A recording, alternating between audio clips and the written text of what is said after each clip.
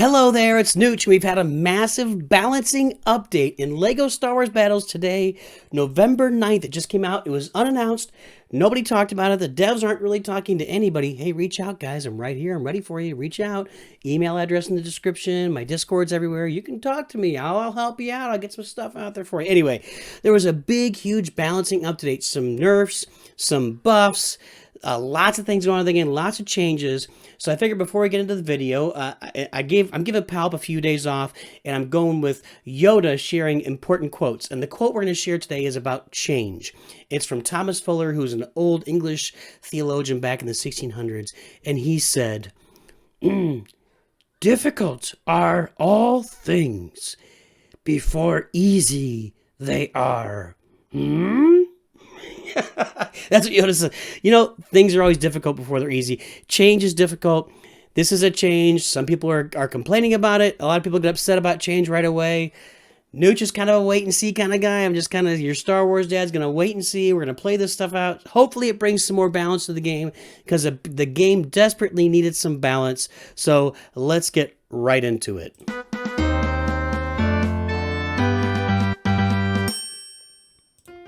First things first, I pulled out an oldie but a goodie background for the template for the video.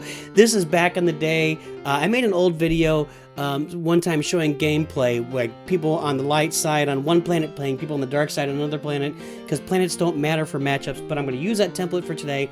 What I'm going to show you is over here will be the old version of what we had, and over here will be the new version of what we had. And what's going to happen is I'm going to be jumping around a little bit with the editing because it's kind of hard to pull things up with the graphics. So let's get into our very first unit.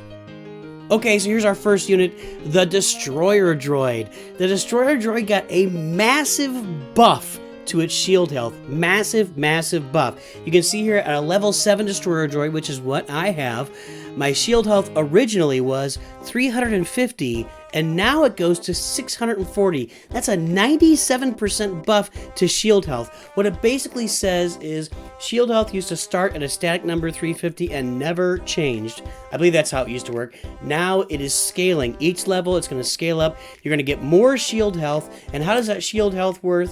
Well, it works that I believe when the Destroyer Droid is attacking, it gets the shield. In fact, I'm really sure about that. So it rolls forward and stuns, gets a shield when it's attacking. Now that shield health is going to be so much more than it was before. And there's your first buff, and it's actually the biggest buff of anybody in the game for any ability or anything. Here's our second buff for a unit. It's the Gungans. It's also shield health, just like Destroyer Droid. It's a lot less. Now, their shield health went from 45 to 50. It's an 11% increase. By the way, for those of you who are really into statistics, I'm rounding these off to the nearest whole number or nearest half. I'm not going to get an 11.1. I know that's going to drive some of you crazy, but I'm not the developers here. I really wish the developers had released a list to us to say, here's all the buffs and everything. It would have been nice, but they didn't. I'm giving you nice round numbers. The Gungan shields for each of them has increased 11%. So for 3 Gungans, that's a 30% health increase. And we'll see if that makes them more viable. They still cost 4. It doesn't seem like they're looking to change a lot of the cost of the units right now. They're just going to buff or nerf them based on their abilities. So Gungan shield health up 11%. We'll have to try it out and see what it does for us. Okay, here's our first nerf. We had 2 nerfs, and you're going to guess the next one, but the Booma Balls. The Booma Balls went from a 5-second stun time to a 3.5-second stun time. That is a 30%, I had to look over my list, that's a 30% reduction in stun time. Now, what's been happening for a long time in this game, in fact, for a long time, they actually nerfed Booma Balls back in the day, back like last July or August 2020. They used to do even more damage, if you can believe that. So now, the Booma Balls and Seismic Charge have really dominated this game. You have to plan your entire game around them because they stun you for, not only do they do damage, they keep you stunned for so long that your opponent can just do so much damage to you. So, the first nerf is a Seismic Charge, the Booma Balls, and the stun times have been reduced by 30%. And here's our second nerf. You guessed it, it's a Seismic Charge. Seismic Charge is the dark side version of the stun and damage. The Boomaballs are the light side version. Now, the Seismic Charge has gone from a 5-second stun to a 2.5-second stun. That's a 50% reduction in stun time. Now, I was asked on the stream tonight, why would they nerf the Seismic Charge's stun time more than the Boomaballs? And I believe it's because of one simple reason. It's that the Seismic Charge covers so much more horizontal space on the map, or just really a big diameter of space, or what would you call that? Circumference, diameter, pi r squared, area of a circle. It's a big circle. So the difference is, let's say we take the middle tower on the light side and we've got the Boomaballs loaded up. Well, we can defend one side of that tower with the Boomaballs. We can just completely defend on one side of the tower, but we can't defend the other side. The Seismic Charge, when you take the middle tower, defends the whole thing. If you get Porgs coming on one side and Ewoks on the other side, the Seismic Charge can kill all of them. And it can still do that. The damage wasn't touched. The damage wasn't touched, but no damage! Oh my god! The damage wasn't touched. It still kills all the Porgs and all the Ewoks, and it covers that much space. So I think that's why the Boomaballs were only nerfed their stun 30%, whereas the Seismic Charge is nerfed 50%. Either way, those are some pretty big nerfs, and I think what that does is it opens up Phasma and Leia to possibly have more utility in the game, where they were really difficult to work with before. We're going to have to see over time. We're not doing any gameplay here. And again, I'm more of a wait-and-see guy than a, oh, this is horrible kind of guy. If I ever tell you something is horrible right when it happens, you can be pretty sure that it's horrible, because I'm going to be very sure that it's horrible. This, we'll wait and see. I like the idea of nerfing these because they've been so powerful, and they pretty much the entire gameplay has been centered around Seismic Charges and Boomaballs for a long time, and maybe this will change that and make them more of a spot usage rather than just dominating the whole board. Here's our next buff. It is the Taunton. Now the Taunton, everything has stayed the same, but the charge damage for NOOCH went up from 300 to 398, and that's a 33% increase in charge damage. What's charge damage? It's that first smack. When the Taunton runs, the very first time it hits a building, that charge damage kicks in. So we've got an increase of 33% on that first shot that the Taunton gives a building. And I kind of understand that, because a lot of times the Taunton gets stunned, or Seismic Charge or whatever when it's coming down. This is going to make it even more important that if a Taunton's coming at you, you stun it before it hits you, because it's going to do 33% more damage, and there is your buff for the Taunton. The Tusken Raider is kind of the dark side version of Taunton. It's a little bit different. He's not as fast, but he's that tanky unit that is a one-shot as well. He doesn't only kill buildings anyway. They're somewhat similar. The Tusken Raider got a 22% increase in health. Everything else stayed the same, but he's got a lot more health now, so he can survive a little bit longer. He still only targets one unit at a time, but maybe he can stay a little, maybe he can compete more with those 3 Porgs, or just, like I said, stay alive longer. He's just got more health. We're gonna have to do some gameplay to see how much this really impacts the gameplay, but it certainly can't hurt him because he was completely unviable before. Maybe now the Taunton can find his way into some of those better decks. We'll have to see how this extra health increase impacts him. Here's the Bomb Squad Trooper, the little guy that hardly anybody uses because he's only really good against those battle droids. Everything else is kind of a wash or whatever. Well, now he may have gained an advantage over the Guavian because he got a 16% health increase. You can see on here, my health went from 550 to 640. So 16% extra health might help him outlive that Guavian. So when they get in a one-on-one battle, maybe the Bomb Squad Trooper now takes out that Guavian. So maybe that extra bit of health, he's a little more useful. The problem really is that going against Darkside, there aren't a lot of swarming units. The only real swarms you have are the battle droids. Everything else is just a single unit. And the Grenadiers really work well against those swarms. So on the dark side, the Guavian has a lot of value. On the light side, the Bomb Squad Trooper has had less value. Maybe with his extra health, he can get some more value. I'm not really sure. We're gonna have to do some testing out of this and see how it works. The Riot Control Walker is actually a pretty good sized upgrade. So this is definitely a buff for the Riot Control Walker. He gets an extra 18% damage and damage per second. That's a lot of damage. Now, he was already fairly effective against swarms like Porgs. he did all right. I don't remember, though, if he was killing porgs in one shot. Maybe this allows him to kill a porg every time he fires a gun. I'm not really sure. The Riot Control Walker is a single fire unit, so it hits one unit at a time. It just fires quickly. So we got an extra 18% damage and an extra 6% health. So he's got more survivability, more damage. This is a pretty solid buff on the surface because, you know, when you're investing 5 in a unit in this game, you're generally investing in a champion. So when we've got the Riot Control Walker, now you're investing 5 in him. You want him to be on the field for a while. I actually already thought he was kind of viable. This might make him even more viable. I'll look forward to testing this guy out on the field of play. Here's the ATRT. It's the Riot Control Walker, but on the light side, the same unit, except the ATRT shoots slower and does some splash damage, whereas the Riot Control Walker shoots faster and does single target damage.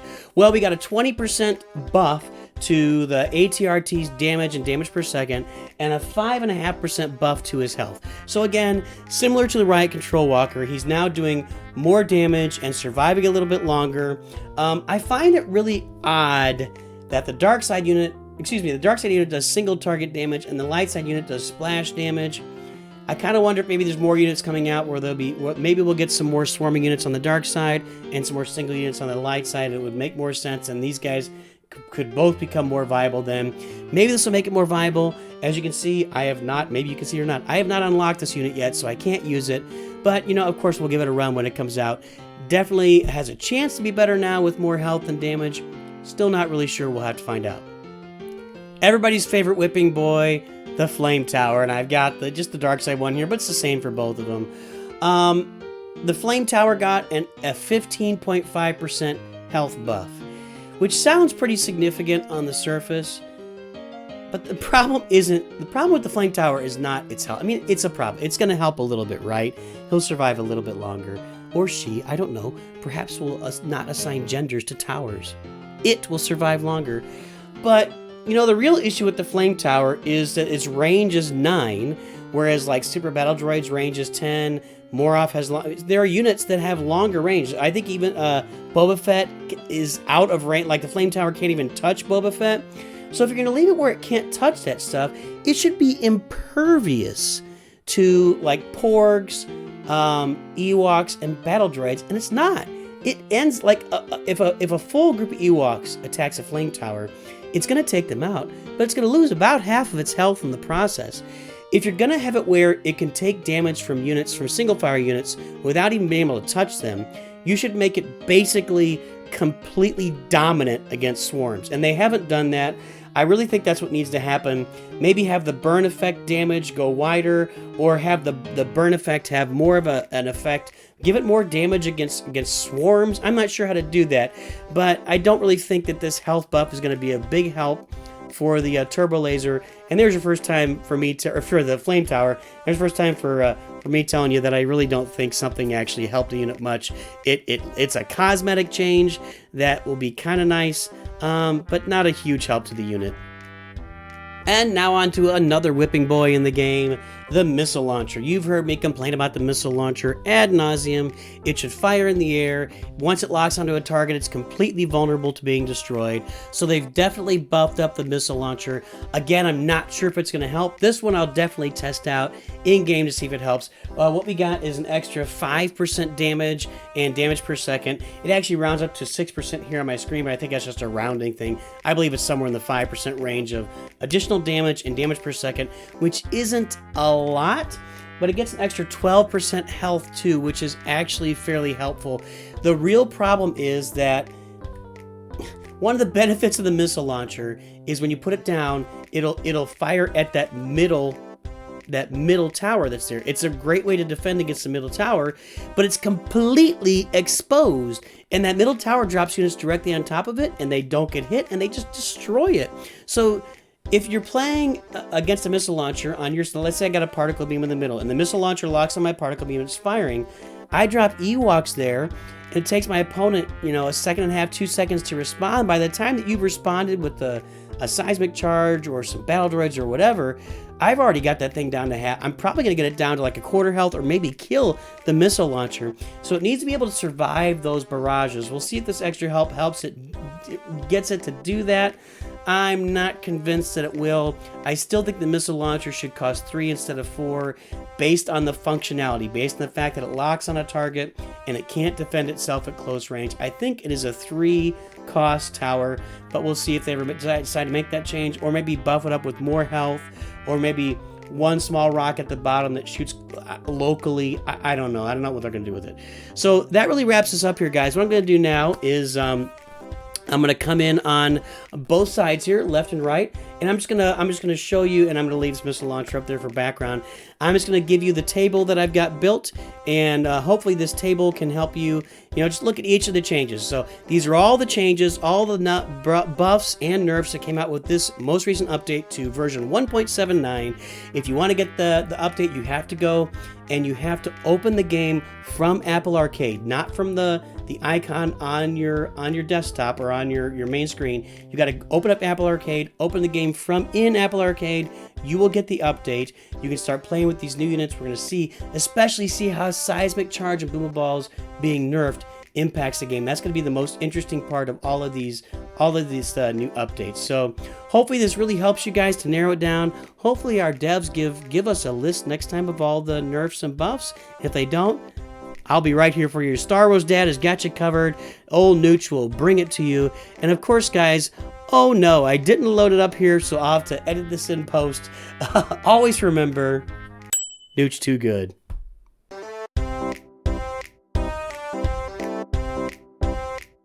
Hello there, it's Nooch, and we've had a massive balancing...